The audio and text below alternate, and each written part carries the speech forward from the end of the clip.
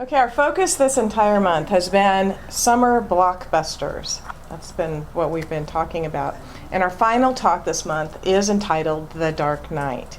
And it's not really a coincidence that I chose this movie title because it was 2 years ago this month that there was the shooting in Aurora, Colorado. And it was at the premiere of this movie. And we lost a member of one of the Aurora Center for Spiritual Living members that night. And so since then, of course, there have been other incidents, and there have been, there's the bombing at the Boston Marathon and acts of violence, and I know this is all very down, but bear with me. We're going to get to the reason I chose this. These incidents that are happening, they cause our hearts to ache. And, when you think about just recently the downing of the Malaysian plane in Ukraine or the war in Gaza, these are ongoing things that are happening in our world right now. And so it's really my intention to focus on our personal dark nights that we may have experienced and may be experiencing.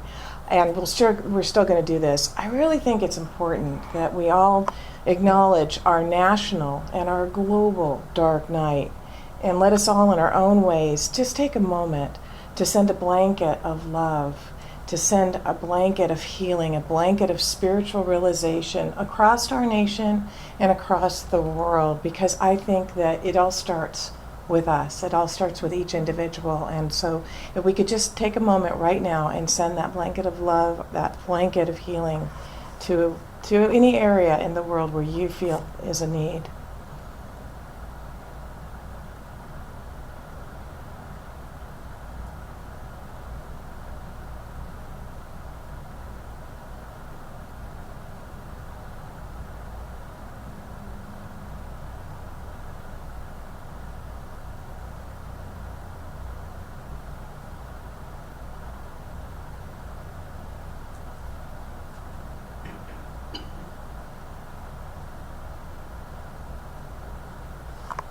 And so it is. The term the dark night or the dark night of the soul is used in traditional Christianity to mean a spiritual crisis and in our journey toward our conscious union with God, like that described by St. John of the Cross in his religious poem entitled The Dark Night of the Soul, or that which Mother Teresa went through according to her letters that were released in 2007. A longtime friend of hers, Franciscan friar Father Benedict Rochelle, claimed that the darkness left her only toward the end of her life. Jesus may also have experienced this crisis of the soul when uttering, my God, O Lord, hast thou forsaken me forever?" And this is when he was dying on the cross. And, these words make reference to Psalm 13, "How long, O Lord, wilt thou forsake me? How long will you turn away thy face from me?" spoken by David.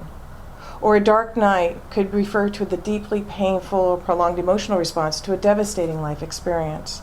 Or it could refer to the state of mind and heart when we are adrift and maybe questioning life. Why are we here? What are we doing? What is our purpose? Questioning what we thought maybe we believed. Doubt crowds in our hearts and our minds. And life feels sometimes like, what is the meaning of this? Really, when I look at what is the purpose? What is the meaning? And I can go on describing these moments, but I think you all understand. You all have, maybe, right, have had these experiences. And I don't want to take us deeper into that hole this morning, but rather I want to help anyone who may be there to climb out of that place of darkness. Or perhaps give some support, some tools to use in advance for anyone who might step in that hole as we go along in our lives. We all have had the profound aha moments in our lives when something is said or we read something that changes everything, and we never look at life quite in the same way again, do we? When we have those, brilliant moments. I have a friend who's a Center for Spiritual Living minister who tells the story of a lawyer and his wife, and the wife, this is a little bit, very much sad. She found herself in a dark night of the soul, and she couldn't find her way out, and she ended up taking her own life. And her husband, understandably, went into his own dark night after that happened. And months passed, and when my friend spoke to him, he told her The difference between my wife and me is that when she went into the deep depression, it was after she went into a dark room and closed the door and she could not see any light. There was absolutely no light. And he said that after her death, he went into that same dark room and he could just see a tiny ray of light coming from underneath the door. And he says that was what allowed him to hang on and to eventually get out, that tiny little ray of light. And it is the light that is under the door that is the key for each and every one of us. The light of God, the light of love, the light of life, the light of infinite power that absolutely will pull us out of the darkness. It is the ever vigilant reminder to ourselves that God is in the middle of this because God must be. There is no spot where God is not. In the words of Carl Jung, bidden or unbidden, God is present. In Dennis Merritt Jones' book, The Art of Being, he describes a conversation he had one day with one of his spiritual teachers. He told his teacher that he'd been stuck in the yuck. I like that. I'm stuck in the yuck right now on his spiritual path. And he was feeling rather depressed about it. And his teacher smiled and said, I have some good news for you, and I have some bad news for you. I always wonder when they say that, right? The bad news is that life is a continuum of plateaus and peaks and valleys that just goes on and on and on until the day you leave this planet. And the good news is life is but a continuum of plateaus, peaks, and valleys that just go on and on and on until the day you leave this planet. And of course, the point that he was making is that life is a journey. Life is a cycle, and we would never get to the ups without also going through the downs and the in-betweens along the way. You know, they say the spectrum, the positive and negative, it's all one. It's all part of the one. It's an interesting concept. And you may feel like you're stuck in a valley right now. And it's interesting to me because I know in my own personal life that when things are going really good, I never think about it ending, ever. And then when things are not going quite so well, I wonder why it's not ending. You know, and it's an interesting way that we look at that. And you might feel like you're stuck right now, overshadowed by some condition or problem. It could be emotional, it could be physical, it could be anything. And that's where the good news comes in. You don't have to stay there. You don't have to stay there. Remember in Eckhart Tolle's book, he said, this too shall pass. This too shall pass. You just have to keep moving through the valley and refuse to take up residence there. Or as Dr. Tom Costa, if any of you have ever heard him speak, he's passed on now, but he was the minister of the Palm Desert Center for Spiritual Living. And of course, I saw him dance across the stage at Asilomar after he had hip surgery. This is a man who was 85 at that time, amazing. And he used to say, he says, you know, though you're going through the valley of darkness, don't stop and build a condo. You know, he was right on there. It's like, keep going. I think he even had T-shirts made. It's pretty funny. But the reality is that all of the peaks and valleys we experience, where do they happen? They all happen in our mind. They're not really happening to us. Nothing's really happening. It's all happening in our mind. Remember Shakespeare, who said, there is nothing good or bad, but thinking makes it so. Who's doing the thinking? We are, right? It has little to do with the condition. It's how we perceive them. Jones writes, don't ever confuse wholeness with a life worth living with a condition. Don't ever confuse wholeness and a life worth living with a condition. And that's because conditions are all created from what? Our thinking, our thoughts. We create what we see. We create the experience, the effect out there. Where is the cause? The cause is within. The cause is in our minds. Wholeness is a state of being in which we realize that we are one with Spirit. We are one with God. Irrespective of where we are on our journey, it doesn't matter. When things are going good, that's not the only time you're one with God. When things are going bad, that's not the only time we're one with God. Although I know I often turn to Spirit, to God, when I am in pain or I am in a place where I'm not very happy. It's like, oh yeah, I remember now. I need to do treatment. I need to do affirmations. It's a good thing to remember to do that all the time, every day, even when things are going well.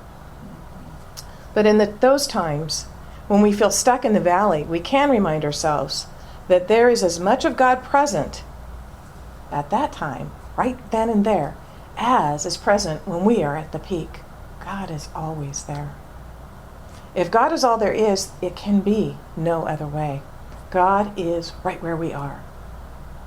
It is our awareness of infinite omnipresent in every moment that determines if we are down in the valley or up on the peak. It isn't about finding our way out, over, or around the darkness. It's about finding our way through it.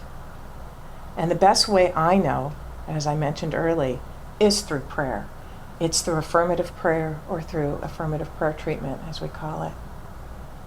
Because we know it works. And I encourage you, practice your affirmative prayer. If you don't know how to do it, come see me, I'll teach you.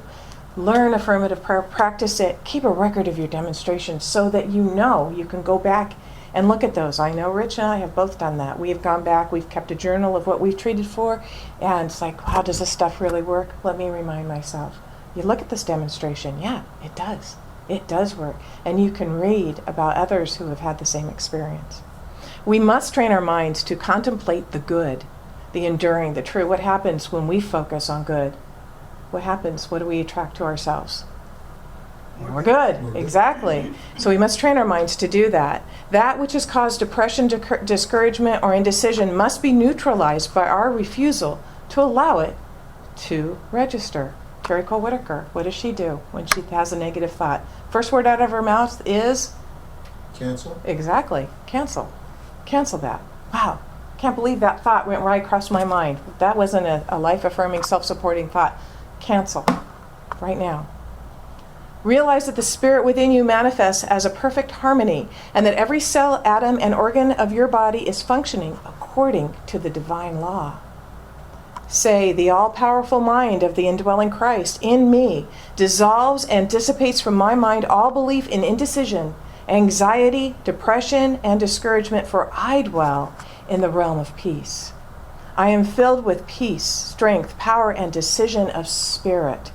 The life forces flow freely, peacefully, harmoniously through every atom of my body, and I am complete and perfect now. And it will happen. The darkness will lift, and you will feel it. Your mind will be filled with light. Your heart will feel a peace that moves through your body like a cool spring of mountain water. That sounds really good on a day like today. Then, or a few days later, the fire of joy will begin to smolder, and you'll stand in light, a new being, a free being, transformed. Believe it or not, that is really what the dark night of the soul is all about. It's about transformation.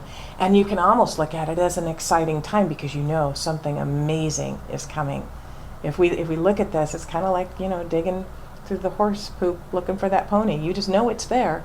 If you can remind yourself that this is the beginning of something amazing, a great transformation.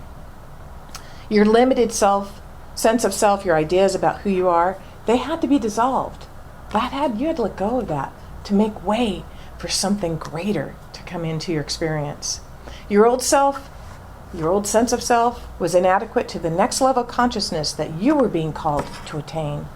In the dark night of the soul, St. John of the Cross wrote, "It now remains to be said that although this night brings darkness to the spirit, it does so only to give light in everything. And that although it humbles it and makes it miserable, it does so only to exalt it and raise it up. And although it impoverishes and it empties it of all natural affection and attachment, it does so only that it may enable it to stretch forward divinely and thus to have fruition and experience of all things, both above and below." So I want to leave you with a story. This is a couple, they were in a fine china store, and they were admiring this beautiful teacup when suddenly it spoke to them, and it said, "I've not always been a beautiful cup. There was a time when I was just a lump of red clay. Let me tell you my journey. One day the potter took me and rolled me and pounded me over and over and yelled out, 'Don't do that. I don't like it. Leave me alone.' But he only smiled, and he gently said, 'Not yet.' Then wham, I was placed on a spinning wheel. And suddenly I was spun around and around and around. 'Stop it, I'm getting so dizzy. I'm going to be sick,' I screamed. But the potter only nodded and said quietly, 'Not yet.' He spun me and poked me and prodded me and bit me out of shape. And just when I was thinking I couldn't take it anymore, he put me in the oven. I never felt such heat. Whew. I yelled and I knocked and I pounded on the door. Help, get me out of here. I could see him through the opening, right? I could see his lips as he shook his head from side to side. Not yet. When I thought I couldn't bear it another minute, the door opened. He carefully took me out and put me on the shelf. And I began to cool. Whew. Oh, that felt good. This is much better, I thought. But after I cooled, and not nearly long enough, he picked me up and he brushed and painted me all over. The fumes were horrible. I thought I would gag. Oh, please, stop it, stop it. I cried, and he only shook his head and he said, not yet. Then suddenly he put me back in the oven, only this was not like the first one. This was twice as hot, and I just knew I was going to burn up.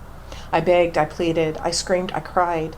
I was convinced that I would never make it. I was ready to give up, and just then the door opened, and he took me out and again placed me on the shelf where I cooled and waited, wondering, what's he going to do to me next? An hour later, he handed me a mirror, and he said, look at yourself. And I did. I said, that's not me. That couldn't be me. It's beautiful. I'm so beautiful.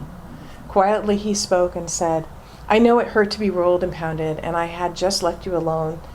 But had I just left you alone as a lump of clay, you'd have dried up. I know it made you dizzy to spin around on the wheel, but if I'd stopped, you would have crumbled. I know it hurt that it was hot and disagreeable in the oven, but had I not put you there, you would have cracked.